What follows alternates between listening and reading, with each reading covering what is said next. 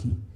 आप यकीन मानिए, दिल्ली के एक 8x8 के कमरे में गोलवलकर और वाजपेयी के बीच उस दिन जो कुछ हुआ, उसने संघ और वाजपेयी दोनों के सियासी सफरनामे को हमेशा हमेशा के लिए बदल के रख दिया।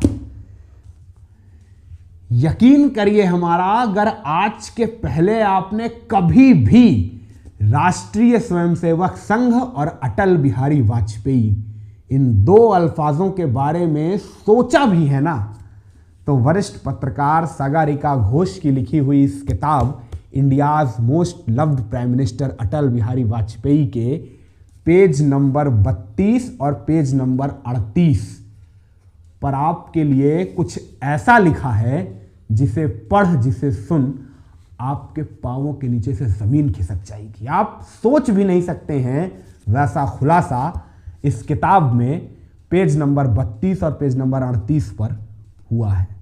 अंग्रेजी में लिखा है, मैं पहले कोट करता हूं किताब, फिर उसका हिंदी तर्जुमा भी सुनाऊंगा, ध्यान से सुनिएगा।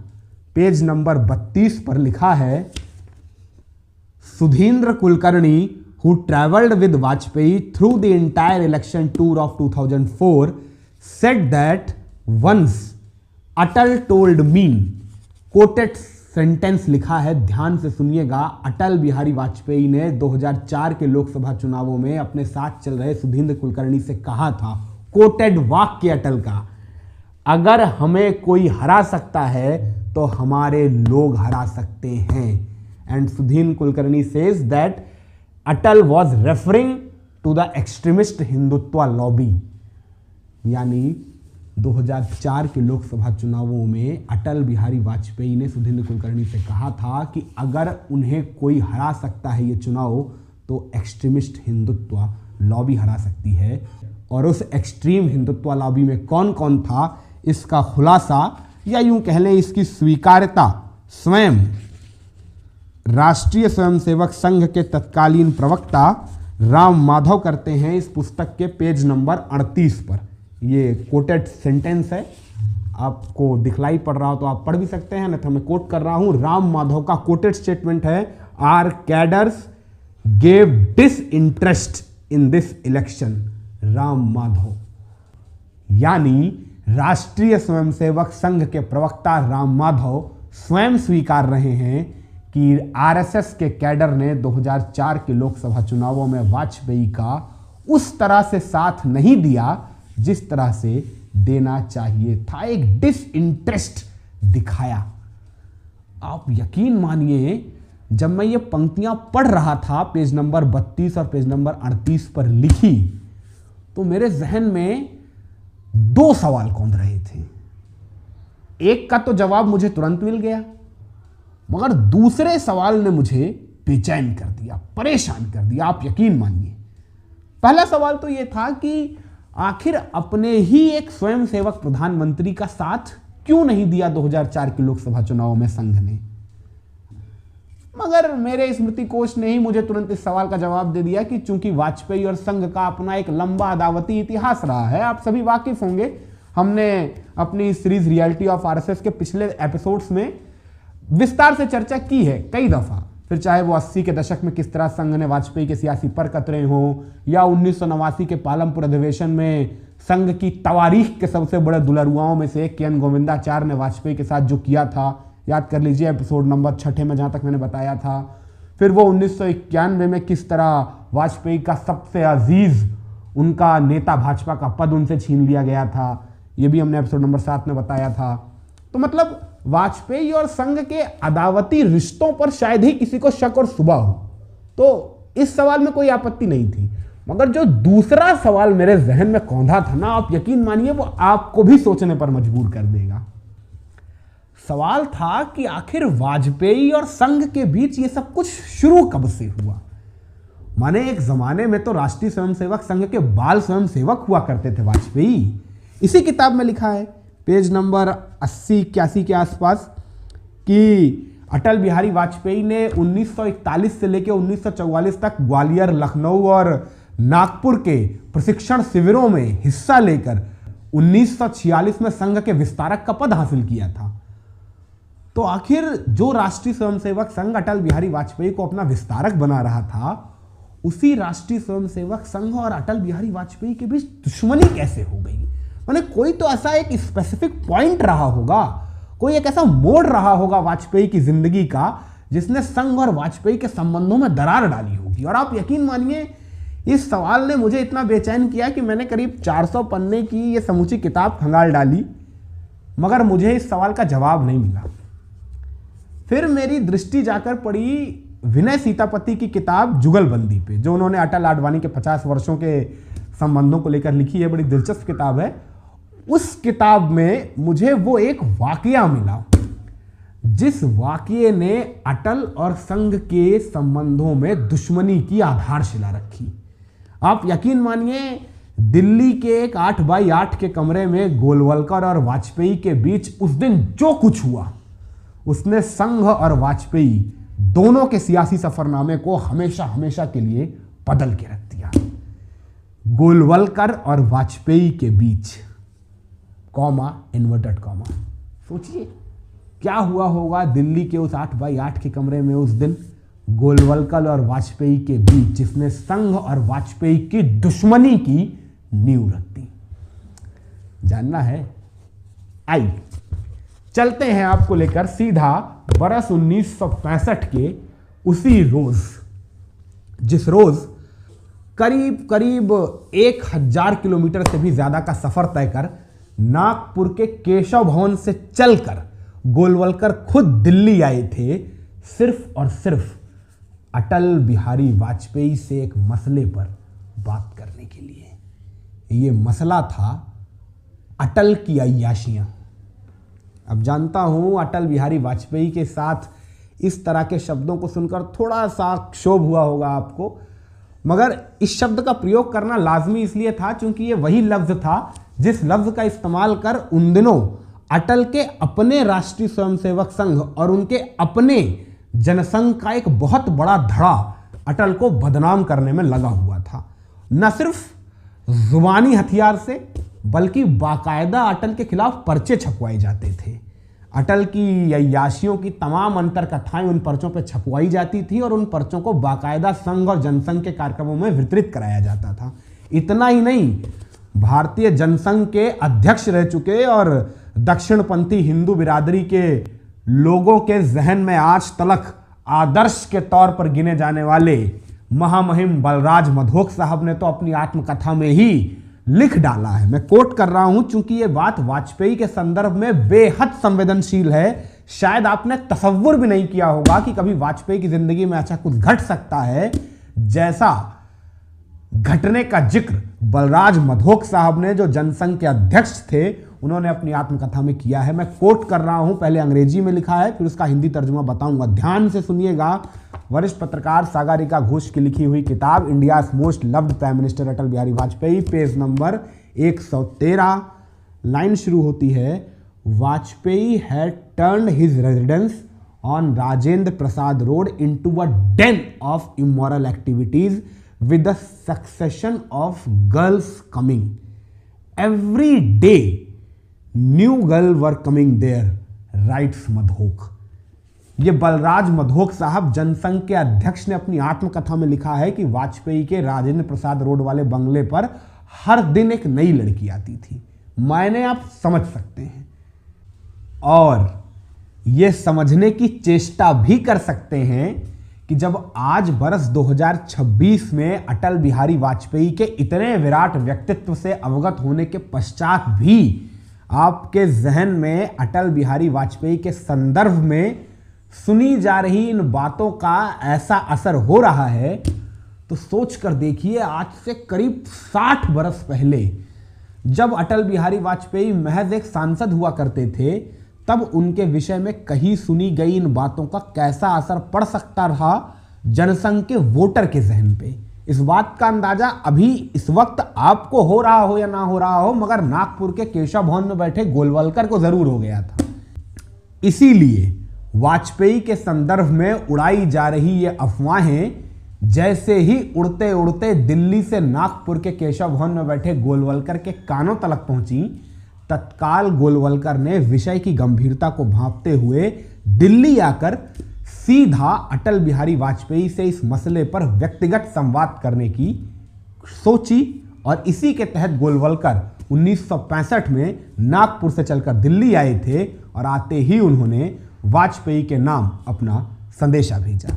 अच्छा, वाजपेयी के लिए गुरुजी से मुखातबी कोई नई बात नहीं थी। तब तक गुरुजी गोलवलकर और वाजपेयी के संबंधों को करीब करीब 2.5 दशक से भी लंबा वक्त गुजर चुका था। तो वाजपेयी संदेशे को पढ़कर प्रसन्नचित हो बिल्कुल इत्मीनान से गुरुजी गोलवलकर से मिलने उनके दफ्तर पहुंचे। देखा तो गुरुजी एक कमरे में विराजमान हैं और उनके साथ नानाजी देशमुख और भाऊराव देवरस तरीके राष्ट्रीय स्वयंसेवक संघ के वरिष्ठ पदाधिकारी भी मौजूद हैं। अवसरजान अटल भी कमरे के भीतर दाखिल हुए, सभी से सादर अभिनंदन किया और फिर अपना स्थान लिया, इस इंतजार में कि कब गुरुजी इस मुलाकात के पीछे का मंतव्य स्पष्ट करेंगे। पर सच कह रहा हूं, अपना स्थान लेते वक्त अटल बिहारी वाजपेयी ने उस वक्त ख्वाबों में भी नहीं सोचा रहा होगा कि चंद घड़ी बाद गुरुजी अपना ऐसा मंतव्य स्पष्ट करेंगे। मुझे हंसी इसलिए आ रही है क्योंकि अटल बिहारी वाजपेयी को कैसा सदमा लगा होगा उस वक्त, मैं ये सोच रहा हूं। क्योंकि अटल बिहारी वाजपेयी तो बड़े प्रसन्नचित मुदित मन से गुरुजी गोलवलकर से मुखातिबी लेने आए थे। उन्हें कहां इल्हाम था कि गुरुजी चंद घड़ी बाद कुछ ऐसा कह देंगे कि वाजपेयी की समूची दुनिया ही उजड़ जाएगी चंद घड़ियों के भीतर भीतर। क्या हुआ, जानने के लिए मन उतावला हो रहा है कि आखिर ऐसा क्या कहा था गुरुजी ने जो चंद घड़ी में वाजपेयी की दुनिया उजड़ गई थी। तो सुनिए, गौर से सुनिए। गुरुजी गोलवलकर ने वाजपेयी से दो टूक लहजे में कहा कि उन्हें ऐसा लगता है कि वाजपेयी के संदर्भ में उड़ रही इन तमाम अफवाहों का मूल वाजपेयी और मिसेस कॉल यानी राजकुमारी कॉल का वो रिश्ता है जिस रिश्ते ने महज दिल्ली दरबार में ही नहीं समूचे हिंदुस्तान की सियासत में सरगर्मी पैदा कर रखी है। इसीलिए गुरुजी गोलवलकर ने आदेश के स्वर में वाजपेयी से कहा कि वो इसी क्षण राजकुमारी कौल के साथ अपने समस्त संबंधों का त्याग कर दें। आप यकीन मानिए, कल्पना भी नहीं कर सकते हैं आज आप और हम, जैसी बिजली उस वक्त वाजपेयी के कलेजे पर गिरी थी गुरुजी गोलवलकर के इस आदेश को सुनने के बाद। क्योंकि वाजपेयी एक ऐसे दुराहे पर आकर खड़े हो गए थे कि वो किस ओर मुड़े उन्हें समझ आ नहीं रहा था। क्योंकि एक ओर बतौर समर्पित स्वयंसेवक उनके समक्ष राष्ट्रीय स्वयंसेवक संघ के सरसंघचालक का वो आदेश था जिसे ना मानने का प्रश्न ही नहीं उठता था, तो वहीं दूसरी ओर उनके समक्ष गुरुजी गोलवलकर का वो आदेश था जिसे मानने का आशय था राजकुमारी कौल के साथ अपने समस्त संबंधों का विच्छेद। उस राजकुमारी कौल के साथ जिसके साथ संबंध विच्छेदन का वाजपेयी कभी सोच ही नहीं सकते थे। मतलब जिंदगी में कुछ भी कर सकते थे वाजपेयी, कोई भी कीमत चुका सकते थे वाजपेयी, मगर मिसेस कौल के साथ संबंध विच्छेद नहीं कर सकते थे वाजपेयी। क्योंकि वाजपेयी की जिंदगी में मिसेस कौल की क्या अहमियत थी ये आप और हम सभी जानते हैं। अगर आप नहीं जानते हैं तो इस सत्र की आखिरी पंक्ति पर आपके लिए कुछ खास है मेरे पास। उस आखिरी पंक्ति को सुनेंगे तो बहुत बेहतर होगा आपके लिए। मगर फिलहाल आप बस इतना समझिए कि अटल बिहारी वाजपेयी अपनी जिंदगी में कुछ भी खो सकते थे मगर मिसेस कौल का रिश्ता नहीं खो सकते थे। कुछ होती है ना ऐसी जगहें जिंदगी में जिनकी अदला बदली नहीं की जा सकती है, और वाजपेयी की जिंदगी में मिसेस कौल यानी राजकुमारी कौल की एक ऐसी ही जगह थी जिसकी अदला बदली करना तो दूर, करने के बारे में सोच भी नहीं सकते थे वाजपेयी।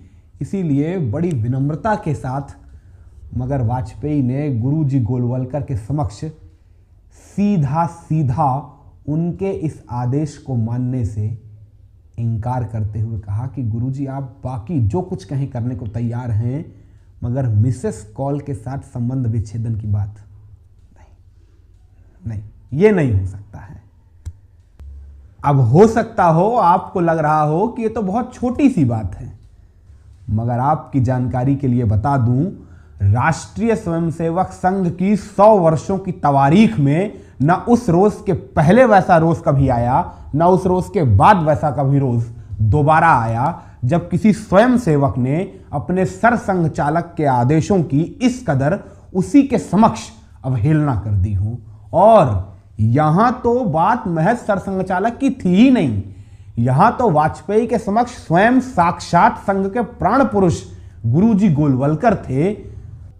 तो जाहिराना तौर से उनके आदेशों की उन्हीं के समक्ष की हुई अटल की यह अवहेलना अटल और संघ के संबंधों में दरार तो लाने वाली थी, जो दरार पड़ी और ऐसी पड़ी कि फिर ताउम्र अटल उस दरार को भरने में लगे रहे, मगर वो दरार कभी भरी नहीं। और एक वक्त ऐसा भी आया जब बरस 2004 के लोकसभा चुनावों में अटल और संघ के रिश्तों के बीच की इसी दरार में वाजपेयी का सियासी सूरज अस्त हो गया।